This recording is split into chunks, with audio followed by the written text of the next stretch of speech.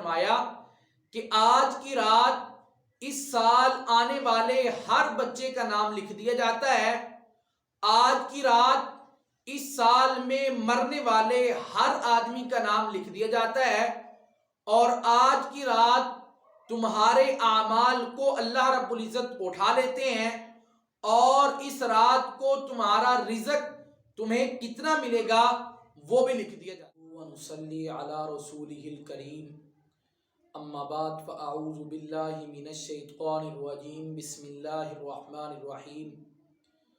سامعین و ناظرین، شعبان المبارک کا مہینہ اپنے آخری ایام کی طرف گامزن ہے اور ماہ رمضان کی آمد ہے، لیکن شعبان المبارک کے مہینے میں 15 شعبان کی رات، جس کو ہم شب برات کے نام سے تعبیر کرتے ہیں، اس رات کی عظمت اور فضیلت اور اس رات میں کرنے والے جو مسنون اعمال ہیں ان کے متعلق ہم آپ احباب کے سامنے چند ایک احادیث پیش فرمائیں گے۔ اللہ رب العزت سے دعا ہے کہ اللہ تبارک و تعالی مجھے حق اور سچ کہنے کی توفیق عطا فرمائے، مجھے کہنے اور آپ احباب کے سننے کے بعد مجھے اور آپ احباب کو اس پر عمل کرنے کی توفیق عطا فرمائے۔ سامعین محترم، سب سے پہلی روایت حضرت سیدہ طیبہ طاہرہ امی عائشہ سلام اللہ علیہ سے نقل کرتی ہیں کہ حضور نبی اکرم صلی اللہ علیہ وسلم ایک مرتبہ رات کو میرے ساتھ بستر پر تشریف فرما تھے، تو رات کو دیر کے بعد اچانک میری آنکھ کھلی اور میں نے دیکھا کہ میرے بستر پر حضور نبی کرم صلی اللہ علیہ وسلم موجود نہیں ہے۔ حضرت عائشہ فرماتی ہیں کہ میں ان کو جب تلاش کرنے کے لیے نکلی تو میں نے دیکھا کہ حضور صلی اللہ علیہ وسلم جنت البقیع یعنی کہ قبرستان میں موجود تھے۔ حضور نبی کرم صلی اللہ علیہ وسلم نے کہا، اے عائشہ، کیا تو نہیں جانتی کہ آج کی رات شعبان المبارک کی 15ویں رات ہے، 15 شعبان کی رات ہے آج، اور آج کی رات اللہ رب العزت آسمان دنیا پر تشریف لاتے ہیں اور قبیلہ بنو کلب کی بکریوں کے بالوں سے زیادہ لوگوں کی مغفرت فرماتے ہیں۔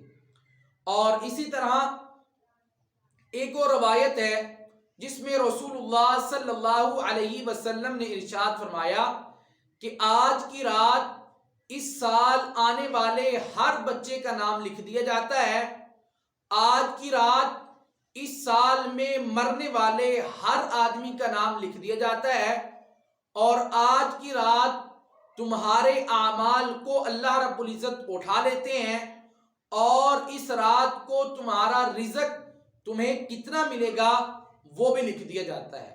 یعنی کہ شب برات کی رات کو 4 چیزوں کا فیصلہ ہمارے متعلق ہو جاتا ہے۔ نمبر 1، اللہ رب العزت نے اس رات کو یہ فیصلہ کر دینا ہے کہ بھئی کس کس کو اللہ رب العزت اولاد جیسی نعمت سے نوازیں گے، نمبر 1۔ نمبر 2 پر اس رات کو یہ بھی فیصلہ ہو جاتا ہے کہ اس آنے والے سال میں اللہ رب العزت کس کس کی جان کو قبض کریں گے، اور اس دنیا فانی سے اس کا جو سفر ہے وہ ختم ہو جائے گا۔ نمبر 4، اس اعمال میں ہمارے ہر برے اور نیک عمل کو اللہ رب العزت اٹھا دیتے ہیں، اور اس رات کو ہمارے متعلق یہ بھی فیصلہ ہو جاتا ہے کہ اس سال اس نے کتنا رزق کھانا ہے اور کس کس طرح اللہ رب العزت نے اس کو عطا کرنا ہے، یہ بھی اس کے متعلق لکھ دیا جاتا ہے۔ تیسری روایت میں حضور نبی اکرم صلی اللہ علیہ وسلم ارشاد فرماتے ہیں کہ 15 شعبان کی رات کو یعنی شب برات کی رات کو اللہ رب العزت اپنے تمام کے تمام بندوں کی مغفرت فرما دیتے ہیں سوائے 7 آدمیوں کی۔ نمبر 1، وہ آدمی جو مشرک ہو، نمبر 2، والدین کا نافرمان، نمبر 3، کینہ پرور، نمبر 4، شرابی، نمبر 5، قاتل، نمبر 6 اپنی شلوار کو ٹخنوں سے نیچے رکھنے والا۔ نمبر 7 چغل خور۔ یہ 7 آدمی ایسے ہیں جن کی اللہ رب العزت شب برات کی رات کو بھی مغفرت نہیں فرماتے۔ اب مجھے اور آپ کو دیکھ لینا چاہیے کہ کیا ہمارا شمار ان 7 لوگوں میں سے نہیں ہے۔ اگر تو نہیں ہے تو اللہ کا لاکھ لاکھ شکر ادا کرنا چاہیے۔ اگر ہمارا شمار ان 7 لوگوں میں سے ہے تو ہمیں اس رات کے آنے سے پہلے اپنے آپ کو اللہ رب العزت کے ساتھ، اپنے آپ کو اللہ رب العزت کے سامنے پیش کر کے توبہ تائب ہو جانا چاہیے۔ اس کے بعد ایک اور روایت ہے جو حضرت علی شیر خدا کرم اللہ وجہہ روایت بیان فرماتے ہیں کہ فرمایا کہ حضور نبی اکرم صلی اللہ علیہ وسلم نے ارشاد فرمایا کہ تم شب برات یعنی شعبان المبارک کی 15ویں رات کو عبادت کیا کرو اور دن کو جو ہے وہ روزہ رکھا کرو۔ اس رات کو شعبان المبارک کی 15ویں رات کو سورج کے غروب ہونے کے فوراً بعد اللہ رب العزت آسمان دنیا پر تشریف لاتے ہیں اور اپنے بندوں سے مخاطب ہوتے ہیں اور صدا بلند فرماتے ہیں، ہے کوئی مجھ سے اپنی بخشش کروانے والا؟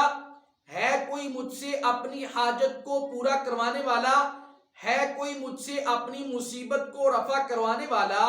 اس لیے اس رات کو اپنے آپ کو لغویات میں نہیں ڈالنا چاہیے، اپنے آپ کو برے کاموں میں نہیں ملوث رکھنا چاہیے، بلکہ اس رات کو پیش آنے والی جو آفریں ہیں اللہ رب العزت کی طرف سے، سیلیں ہیں، ان سے بھرپور فائدہ اٹھانا چاہیے۔ 1-2 مسائل ہیں وہ بھی ذرا سماعت فرما لیں۔ نمبر 1، اس رات کو جو نوافل پڑھنے ہوتے ہیں ان کی جماعت قطعاً نہیں کروانی۔ جماعت کا ثبوت کسی حدیث میں نہیں ملتا۔ نفل کی جو نماز ہے وہ حقیقتاً جو ہے وہ انفرادی اور الگ اپنے گھر میں کسی کمرے میں بیٹھ کر اپنے آپ کو اللہ رب العزت کے ساتھ، اللہ کے ساتھ اپنی لو لگانی چاہیے۔ جماعت کی نماز، نفل نماز یہ ثابت نہیں ہے۔ نمبر 2، شعبان المبارک کی 15ویں رات کو شب برات کو جو ہے یہ جو روزہ رکھنا ہے یہ بھی کوئی واجب، کوئی فرض نہیں ہے، مستحب ہے۔ اگر کسی کو اللہ نے طاقت دی ہے وہ رکھے، اگر نہیں دی، اگر کوئی نہیں رکھ سکتا، کوئی نہیں رکھتا تو اس کو کوئی بلیم نہیں کیا جا سکتا، اس کو طنز نہیں کیا جا سکتا۔ اور اسی طرح اس رات کو جتنی عبادت کی جا سکتی ہے آسانی کے ساتھ اتنی کرنی چاہیے اور اللہ رب العزت کو راضی کر لینا چاہیے، اللہ کے محبوب پیغمبر کو راضی کر لینا چاہیے۔ اللہ رب العزت سے دعا ہے کہ اللہ تبارک و تعالی مجھے بھی اور آپ احباب کو بھی عمل کرنے کی توفیق عطا فرمائے۔ وآخر دعوانا الحمدللہ رب العالمین۔